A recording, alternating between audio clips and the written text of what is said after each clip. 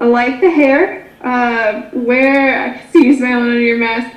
Where did that come from? Because it wasn't just you. It was a lot of the defensive line, and some went further than others. um, it was kind of an interesting thing. We had just been talking about it one day, and I kind of told them I would do it, and I don't think they necessarily expected it. And just as soon as I actually got some supplies, I just dyed my whole head. And so, it eventually became a thing where they're just talking about buying in. And it's more of a joke. But for me, it was just a change I decided to make and, just something new. Are you keeping it? Yeah, well, it's like my whole head. So I'm a little stuck right now. I don't want to lose my hair just yet. Next one's from Caroline Gonzalez. Hey Marcus, I was wondering if you could tell me, since it is the holiday season, what is the best Christmas gift that you have ever received? Also, if you wouldn't mind tilting the camera up a little bit, because I can only see your mouth. Yeah, there you go. Perfect. Best Christmas gift. Dang, that's tough. Or worse. Or worse. Man, one time my mom got me a jacket. It was a racing jacket, and I cried so much. I just wanted toys. But sadly enough, it turned out to be one of the coolest jackets I ever had, and I regret it because I didn't take care of it. But yeah, that's like my worst one, especially at that time.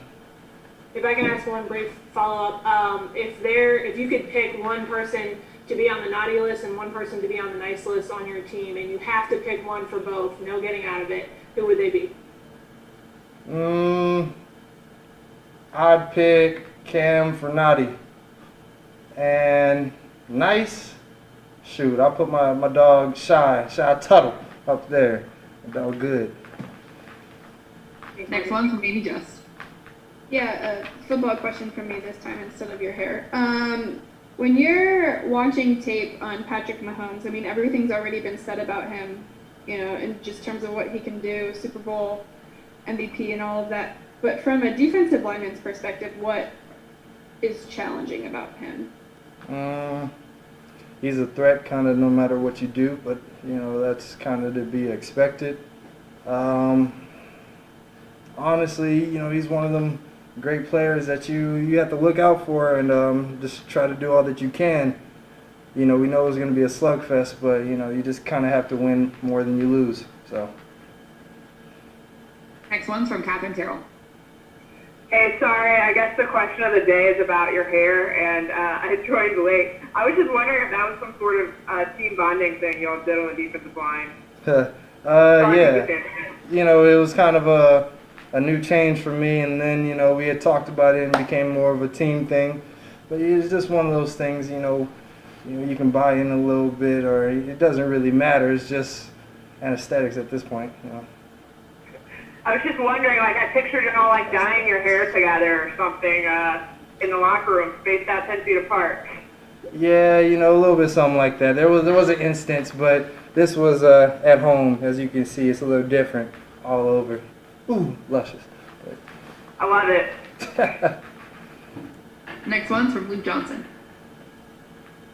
Marcus, I know y'all usually, y'all always operate on the 24-hour rule after a game like that, or any game, but